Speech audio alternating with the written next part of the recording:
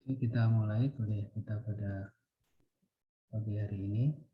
Hari ini kita akan membahas tentang analogi perpindahan kalor dengan rangkaian hambatan ya.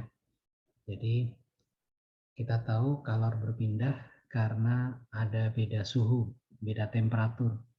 Kalau arus listrik bisa mengalir karena ada beda potensial.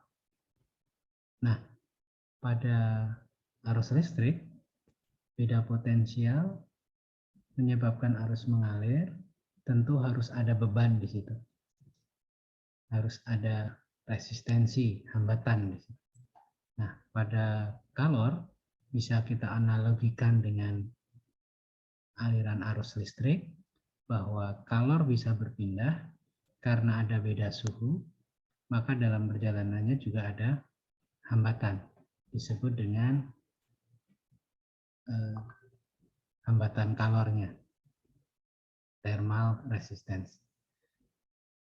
Q dot itu dirumuskan dengan K, konduktivitas, dikali dengan luas penempang A, dikali dengan beda suhu, temperatur tinggi dikurangi temperatur rendah, dibagi dengan panjang. K adalah konduktivitas dia. Nah, kalau kita analogikan dengan arus pada rangkaian listrik, maka I itu adalah beda potensial V1 dikurangi V2 dibagi dengan R. Jadi ada beda tegangan, ada hambatan. Sehingga kalau Q dot, laju aliran kalor, bisa kita tuliskan dengan T1 dikurangi T2 dibagi dengan L per KA. L panjang, K konduktivitas, A adalah luas penampang. Sehingga L per KA ini bagi perpindahan kalor, dia sebagai nilai hambatannya. T1 min T2 ini sebagai beda tegangannya. Ya, tapi kalau di sini kan tidak ada tegangan, adanya suhu. Kalau arus adanya tegangan. Sehingga yang ada di bawah ini berbanding terbalik ini adalah nilai hambatannya. Jadi R konduksi itu adalah L per KA.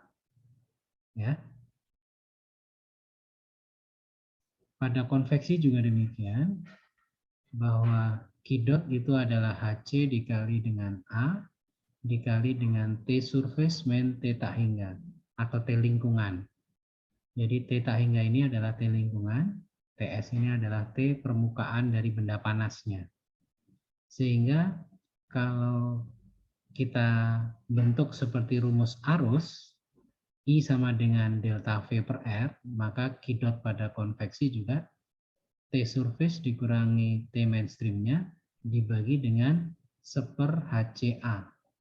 HC itu adalah nilai koefisien konveksinya, A-nya adalah luas penampang bidang yang melepaskan panas tadi. Untuk perpindahan kalor secara radiasi, maka harga R konduktivitas R radiasinya itu adalah 1/H radiasi dikali dengan luas penampang. Apa itu koefisien radiasinya? Adalah permitivitas dikali dengan tetapan Boltzmann-nya, sigmanya. Epsilon dikali sigma, ini adalah harga HR. Sehingga harga resistensi radiasinya, hambatan termal secara radiasinya adalah 1/HR dikali dengan A. Ya. Kalau pada radiasi itu T dari sumber panas ke lingkungannya. Analogi listrik bisa digunakan untuk menyelesaikan persoalan-persoalan perpindahan kalor dengan membuat rangkaian yang ekivalen. Jadi Q dot sama dengan delta T total dibagi dengan sigma R total. Nanti kalau kalornya berpindah akan melewati beberapa material, maka beberapa material tersebut tentu akan memiliki harga R thermal ya, hambatan thermal. Nah, itu nanti kita cari.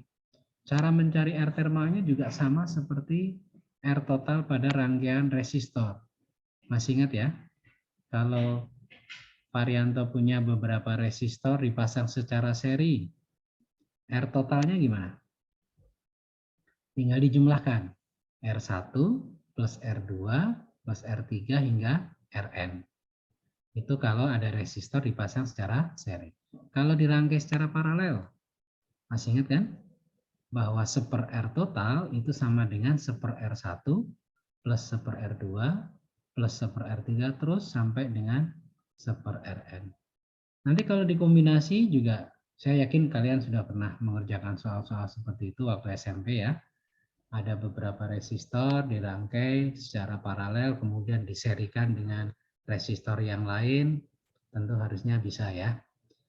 Nah, seperti contoh ini ada material dengan ketebalan L, di sisi kiri temperaturnya adalah TS1, di sisi kanan temperaturnya adalah TS2. Lebih ke kiri lagi, ini adalah lingkungan dia, udara. Temperatur mainstream dia kita beri nama temperatur mainstream 1. Ini adalah fluida gas yang panas dengan koefisien konveksi H1. Kemudian pada sisi dalam ini ada temperatur mainstream 2. Ini adalah fluida yang dingin. Temperaturnya kita beri nama temperatur mainstream 2 dengan koefisien konveksi H2. Nah, jadi kalau kalor itu berpindah dari T mainstream 1 ke T surface, ini secara konveksi ya. Kemudian dari TS1 ke TS2, ini adalah secara konduksi. Kemudian dari TS2 ke T lingkungan 2, ini juga secara konveksi. Sama seperti T mainstream 1 ke TS1 tadi. Nah, sehingga Q dot-nya ini bisa kita tuliskan sebagai delta T overall, itu berarti T mainstream 1 sampai ke T mainstream 2. Dibagi dengan R totalnya. Gitu ya. Jadi Q dot X-nya adalah T tak hingga 1, T mainstream 1 min T mainstream 2 dibagi dengan R total. Berapa harga R totalnya? R thermal totalnya itu adalah seri antara secara konveksi, konduksi, konveksi lagi. Kita tadi sudah menyinggung bahwa R untuk konveksi itu adalah 1/HA, R untuk konduksi adalah L per KA, sehingga R totalnya karena berseri tinggal kita jumlahkan aja. R konveksi 1 ditambah dengan R konduksi ditambah dengan R konveksi 2. Jadi 1/H1A ditambah L per KA ditambah 1/H2A. Nah, harga ini nanti semua kalau sudah dijumlahkan adalah merupakan harga R total. Maka Q dot Q-nya beda temperatur total dibagi dengan hambatan termal total. Sampai sini bisa dipahami? Silakan kalau ada yang bertanya.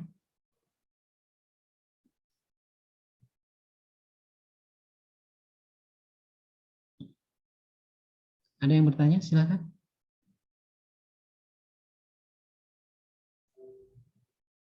Ada? Bisa dipahami?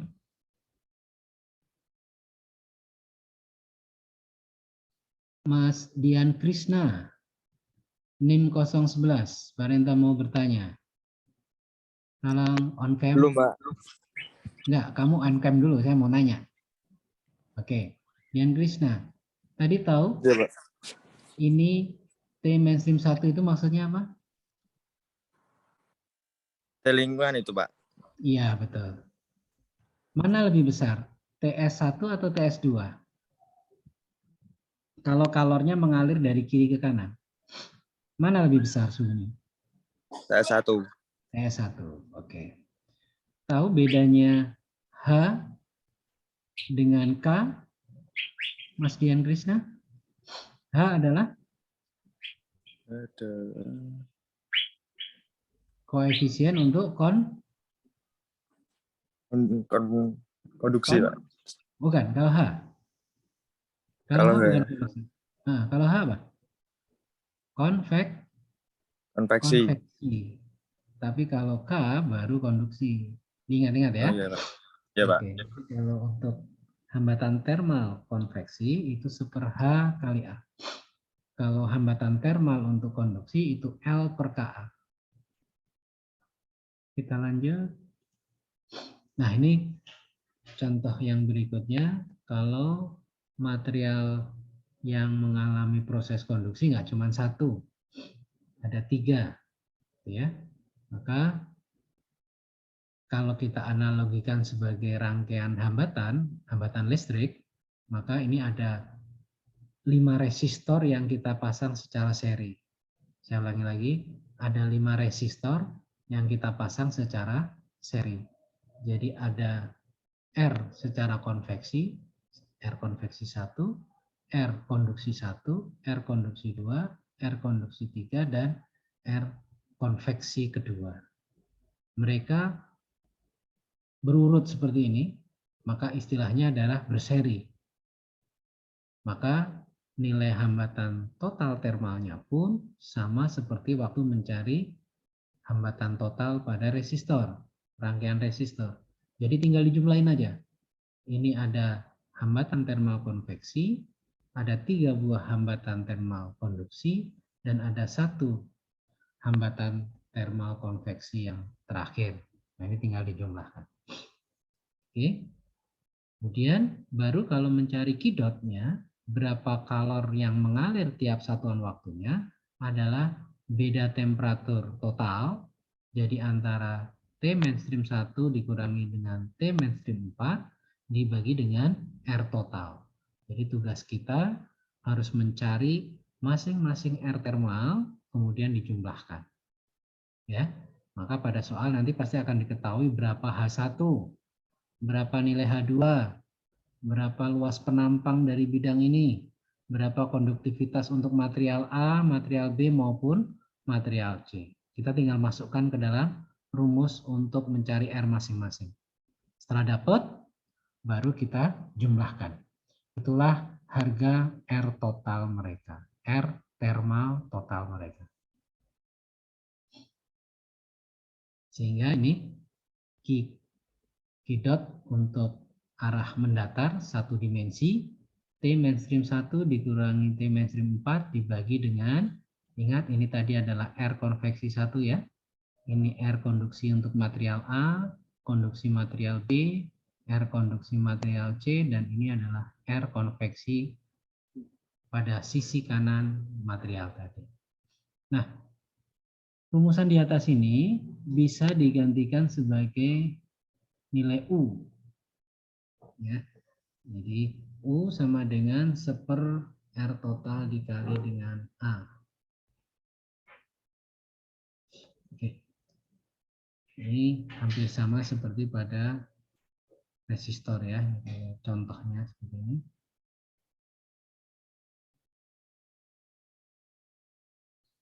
Jadi U itu adalah koefisien perpindahan kalor total, koefisiennya. Kalau kita nyatakan dalam rumus Q dot, maka Q dot itu adalah U dikali A dikali delta T. Atau R total itu adalah delta T per Q dot, maka R total itu sama dengan 1/U dikalikan dengan A. Gitu ya.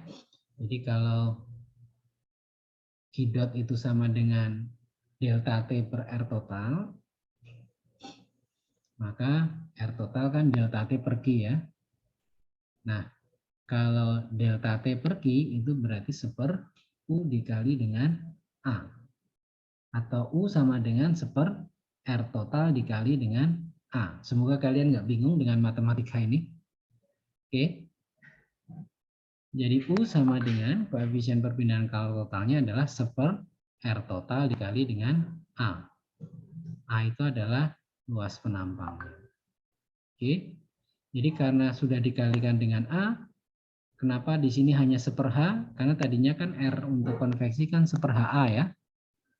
R untuk konduksi kan L per Ka. Nah, karena dikalikan dengan A, A-nya hilang semua nih. T tinggal 1/H, L per K, L per B, LC per KC plus 1/4. Ini adalah koefisien perpindahan kalor total harga umum. Ini hanya masalah istilah, kemudian kita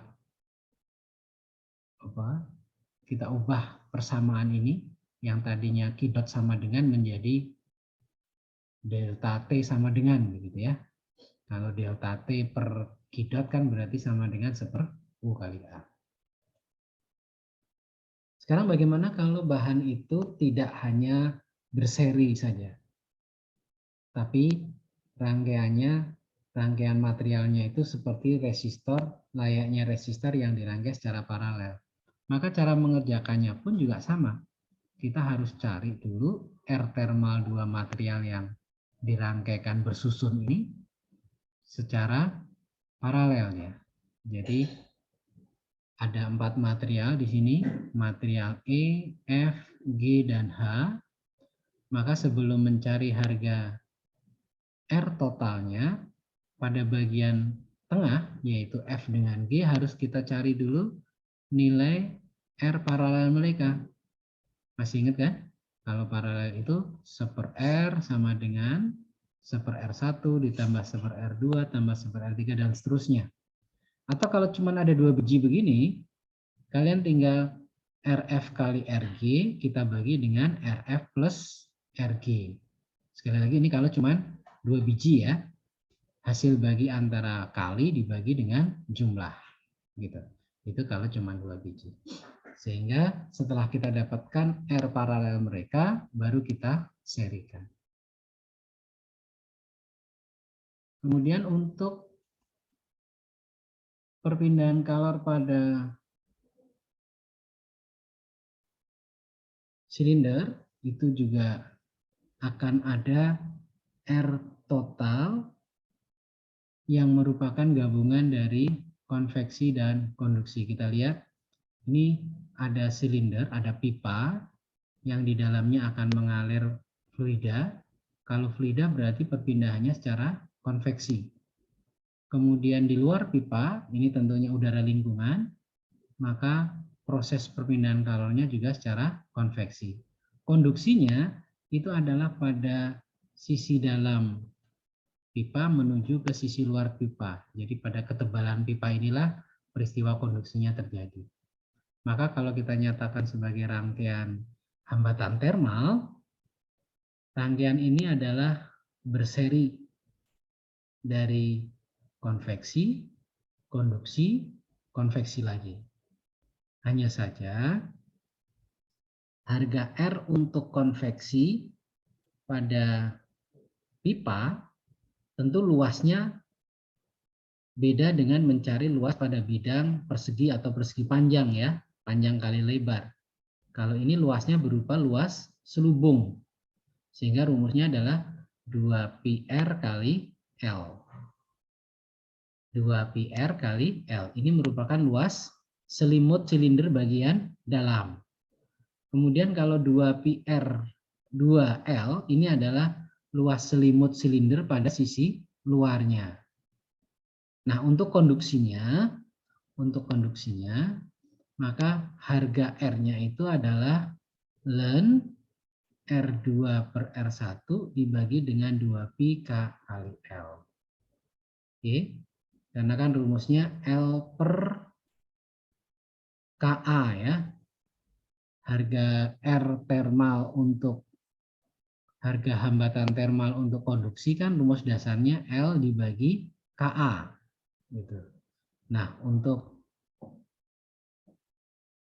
silinder, maka harga R totalnya adalah ln R2 per R1 dibagi dengan 2pi L dikali dengan K. Ingat-ingat untuk silinder ya.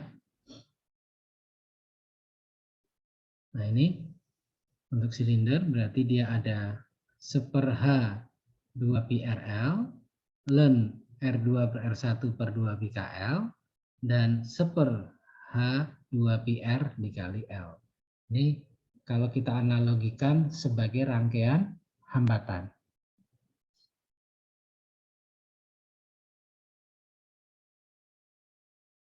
Kalau dinding komposit, ini harga koefisien perpindahan kalor totalnya. Kalau pipanya itu nggak cuma satu material maksudnya ya. Kalau pipanya itu ada beberapa material yang menyusun pipa itu. Nah, maka harga R totalnya juga seri antara mereka. Seri antara material-material tersebut. Ini ada R1 per KA, ln R2 per R1, R1 per KB, ln R3 per R2, R1 per KC, ln R4 per R3. Ini adalah harga nilai hambatan termal konduksi untuk material yang berbeda penyusun atau pembuat silinder ini. Ya, pipa dari silinder ini ternyata terdiri atas material A, B, dan C. Maka nilai hambatan total dia seri, tapi serinya nggak seperti pada dinding mendatar tadi. Karena ini arahnya adalah radial ya. Jadi R1 per KA ln R2 per R1. Ini harga U atau koefisien perpindahan kalor total.